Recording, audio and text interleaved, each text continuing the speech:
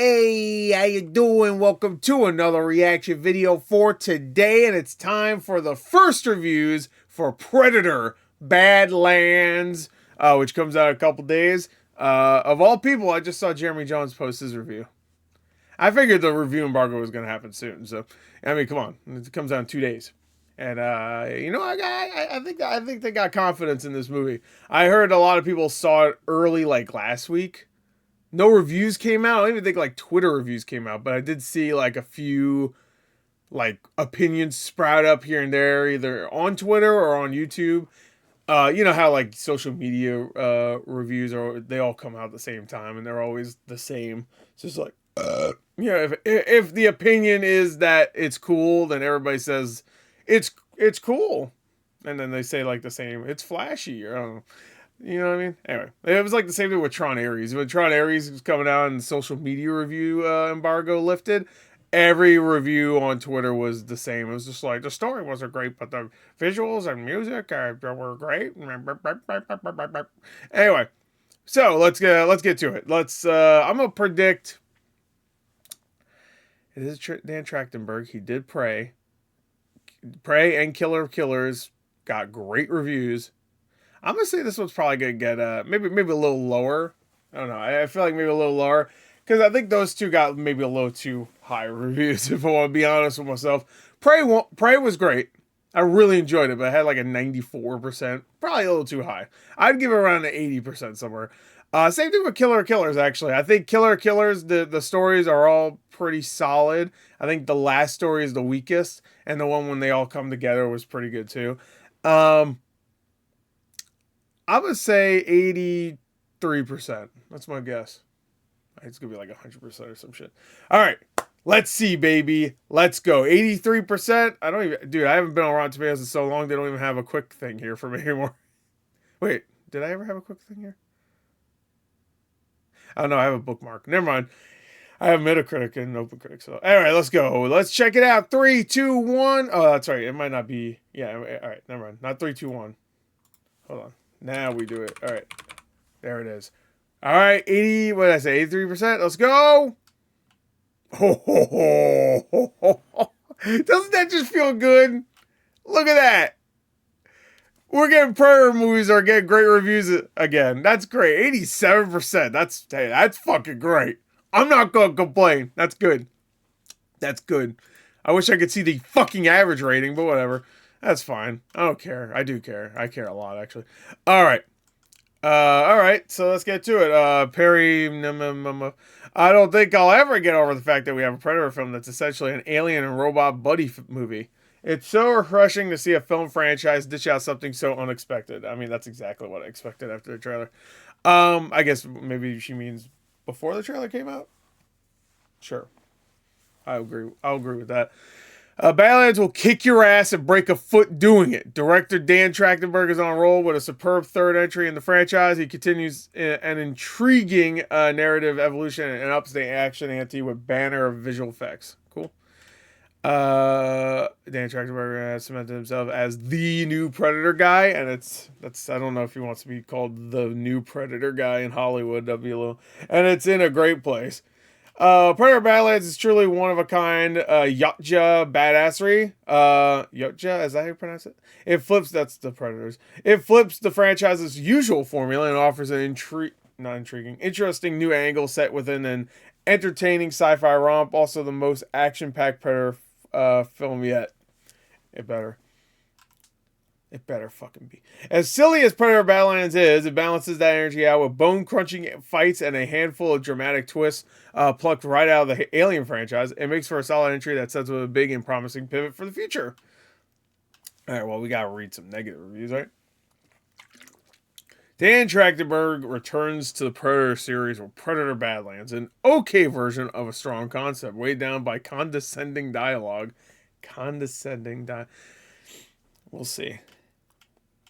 We'll see if I agree with that. Pretty entertaining. There you go. Thanks, Jeremy Johns. Really in-depth review there. He fucking took the role of Chris Stuckman for a second there.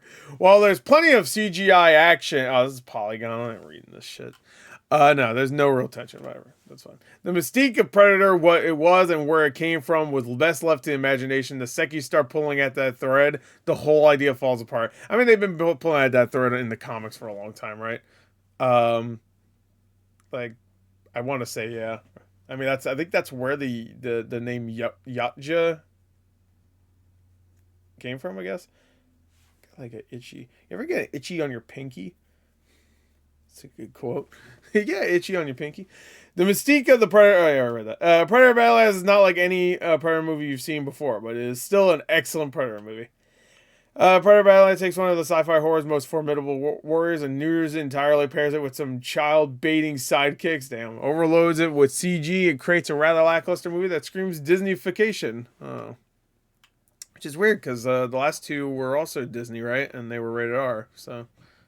I guess this is the one that went to theaters, so they're like, make it PG-13. Bring it down. And if this does well, you know what that means. Every Predator from now on will be PG-13.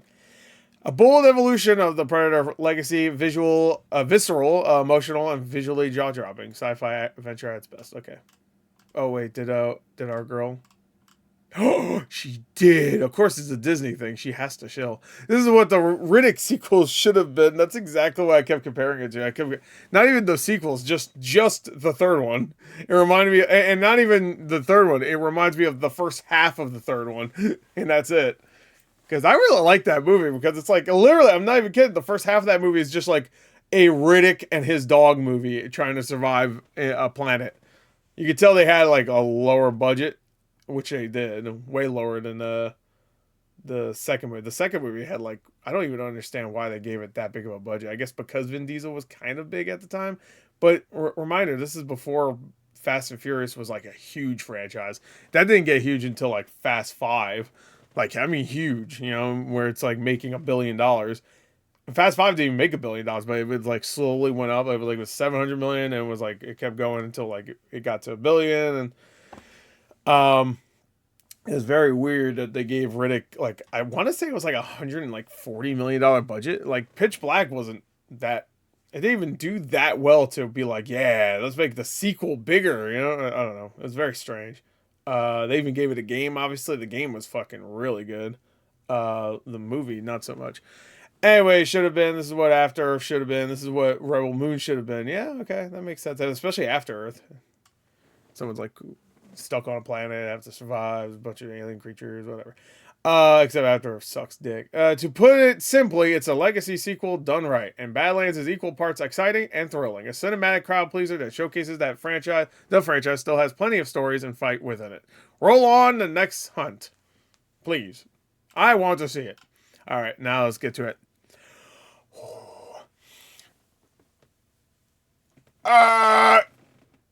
She possessed me. Oh, Disney is doing a great job with their Fox franchises, and Predator is perhaps their best yet. Elle Fanning is a sensation in the film, but so is newcomer I'm not reading that shit, as Deck. That's the Predator. Dan Trachtenberg delivers a very fun sci-fi fantasy film. My throat is a little dry, so that was great if she was in the desert for like about 10 hours. Oh, I don't know what it is, but my throat has been dry all day. Disney is doing a great job with their friend. Oh, sorry, she's trying to take over. Oh, I fought her off. All right, let's continue. A curious half-successful mutation in the Predator bloodline, Badlands wants to transcend the franchise's primal instincts. Instead, it proves that sometimes survival means knowing what's not to evolve. Okay. I mean, I don't think Predator needs to evolve. I agree, kind of. Because, like, when you think about it, we haven't had a traditional Predator movie. I don't even think Predators is technically a traditional one. Like, I guess that's 2, where we just, like, follow a bunch of characters going, like, what's going on? And then the Predators going around, you know, killing and skinning people. Have we seen someone get skinned in a Predator movie? Did someone get skinned in Predators? I mean, we saw spine and skull rip, you know? That's good. I remember that, because doesn't Walton Goggins get that? he gets his spine ripped out. I'm trying to think. Was there anybody in Prey that got? There must have been people that were skinned in Prey. That was a pretty violent movie. I can't remember now. And I don't remember in Killer of Killers. There might have been also. Whatever. All right, let's get to it. Reconceiving the iconic sci-fi villain as an underdog hero. Predator Badlands is a consistently entertaining action thriller filled with propulsive, yeah, I was right, set pieces. Dan Trachtenberg has attained a similar status to Phil Lord and Chris Miller a decade ago, taking pitches that sound disastrous and turning them into non-compromised crowd pleasers against all the odds. Well, what is that a reference to for Lord and Miller? I guess 21 Jump Street? That's the only way I can think of. Turn 21 Jump Street into a full-on comedy. I mean, I guess should have been, but they were good, so they made it, funny. I can't think of anything else. Like Cloud with a Chance of Meatballs, what, Lego Movie? Like, a Lego Movie could totally work. I've always said that, and guess what it did? Whatever. It's hard to underestimate Fanning here, who keeps us interested. She doesn't just add comic relief; she adds a much-needed human element, which is hilarious. She's not even fucking human. I don't even think there's gonna be one human in this entire movie. That's probably why it's PG-13. Also, Badland, because all the aliens are gonna bleed green and blue and fucking teal and shit, and then the androids are gonna spit out that fucking milky shit that looks like cum. Predator Badlands is a fairly good franchise blockbuster, but somehow it doesn't have the unexpected freshness of Prey. The revision, all right, Prey was really really good, but like I don't know about unexpected like freshness. I mean that did feel like a Predator movie, just not. It was like halfway there. You know what I mean? I don't know. I'm trying to think because I don't think it was a traditional Predator movie, personally. Because it I don't know. I feel like I guess it was really, but like I don't know. I'm so used to Predator being like. I guess it is a traditional Predator movie. Trying to think because it didn't feel like one when I was watching it, but if I explain it, it does sound like a traditional Predator movie. So I guess it really is. I guess Prey was the last time we got one, but like I was trying to think, when's the last time we saw someone skinned? I don't remember Prey. And a reminder, the Predator is very different in that movie. They've been changing up the Predator a lot, actually. Even in Killers, all the Predators in that were different. Whatever. All right. This new Predator, I know everybody was talking about how he looks like stupid and weird or whatever, but he looks closer to what I expect a Predator to look like in terms of like size. Like the Prey Predator was fucking insane, and of course the Killers ones were too because it's animated, so they can go crazy. Deck is a refreshing blockbuster lead, and there's no faulting Trachtenberg's ambition in turning one of the cinema's great sci-fi villains into a hero you can't help but root for. Call me a girl for wanting character arcs and motivations. I don't understand what that means, but I do think that Badlands shines because you understand why these Yochas, she didn't spell it right, are all so determined, right? Isn't there a? Whatever. I don't really give a fuck. All right. That's it. The series' second best installment, a rousing start to what appears to be a grand new franchise future. I feel like everybody said that about Prey. I wonder if there's going to be a Prey cameo like they did in Killer of Killers. Like, are we going to find out what happened to her? I don't know. All right. Let's go to Metacritic, actually. Let's see. Ooh. Oh my God. What the fuck is it? Oh, Hyrule Warriors, Age of Imprisonment. 69. What the fuck is All's Fair? God damn. Jesus Christ. Premiered today. Group of female divorce attorneys leave their male-dominated offices to form their own all-female law firm in the legal drama from Ryan. Oh, it's from Ryan Murphy. Okay, now it's making sense. Kim Cart. Wait, is she really? Oh, not Naomi Watts. She's always in shit. Why is she always in dog shit? Sarah Paulson, of course. Glenn Close. Oh, wasn't she just in fucking one battle after another? Yeah, bad. That's like the Norbit. Everybody always references Norbit when it comes to like doing a role, or I like the reference movie 43, but let's say Norbit. If you don't know, Norbit was a Eddie Murphy movie and it was really bad. It came out right after Dreamgirls, where everybody was like, "Yo, Eddie Murphy's gonna get an Oscar for this role. He was great in that movie." But because of Norbit, which came out pretty much right after, I think it was like right before the Oscars. I think it was like a month or so before the Oscars. Everybody said he lost his chance to win because of Norbit, because it was so bad and there was so much negative press about him at the time. So they're just like, fuck that, we're giving it to somebody else. Same thing now. Movie 43, same thing. Les Mis just came out. Everybody loved Hugh Jackman in it. He's great. And then he had balls attached to his throat in movie 43. If you don't know what I'm talking about, that's good. Don't worry about it. You're probably like, what? Don't worry about it. Just believe me. It was fucking stupid. I feel like there's no hype for Hyrule Warriors Age of Imprisonment. 78, that's about what I would have guessed, honestly. We don't need to do a first reviews for that. Yo, Arc Raiders, 87 for Arc Raiders? That's crazy. It looks really good, too. Man, 87, that's crazy for a game like that. Anyway, we don't need to read too many. I just wanted to see a score. It's an hour and 47 minutes, too. Yeah. Very nice. Oh, that's what the guy looks like? Okay. That's good to know. This is wickedly exciting filmmaking. The rare, flashy studio blockbuster doesn't read like a laundry list of creative compromises where the money went to, it's PG-13, went to telling a story about fascinating characters and putting them in impossible, gorgeous, and horrifically violent situations. Not that horrifically violent. In the end, Badlands is about the value of teamwork and learning that alpha and apex don't mean the same thing where predators are concerned. Badlands is a decidedly B movie that thoroughly utilizes and enjoys the freedoms allowed when any prestige ambition is eschewed. The film simply wants to be the best version of a zillionth Predator installment. There's not that many. Well, if you don't count Alien vs. Predator, what is there, like 6 or 7? I guess killers. Right? Because you have Predator 1, 2. If you don't count Alien vs. Predator as Predator movies, I wouldn't really. I mean, you can, but 1, 2, and then you got Predators, right? We skipped a long time because it was like 2 did well. I don't know why it took so long for us to get a third movie, but Predators, The Predator, we don't want to talk about that one.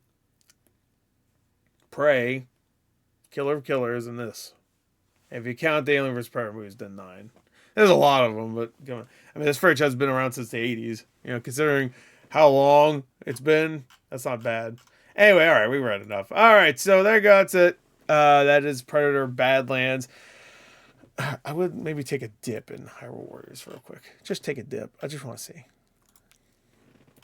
It not only stands as a pinnacle of the Mushu genre. I mean, I played a lot of Mushu today. Bringing variety, this year, bringing variety to a style often marked by repetition from its combat to its structure, but also firmly earn its place among the best canonical Zelda titles. Okay, Koei Tecmo absorbs everything that makes Zelda franchise so special and delivers a work worthy of making Eiji Anume and Shigeru Miyamoto proud. Anume. I can never get his name right. All right, we don't need to read this. I'll read it myself. Anyway, that's it. Now I want to see Open Critic, though. Dude, Arc Raiders is a 94 here? That's crazy. Ooh, Tales of Zillia remastered. All right. Dude, that's crazy. I might have to get that game. God damn, bro. Is that a Game of the Year contender? Every trip to the surface to a fight for survival, combining tension, atmosphere, and world building that never lets up. It's like extraction shooter unlike any other, playing out like a totally unpredictable, immersive, thrilling story genre. Can you play this game by yourself? Or do you always have to talk to people? Will push you to your limits and frustrate you, but you'll keep coming back for more with breathtaking visuals, thoughtfully designed maps, intense PvP, and intelligent, unpredictable AI. Wow, that's great. All right, we're done. Anyway, Predator. Remember Predator? Yeah. Anyway, we're done. Bye.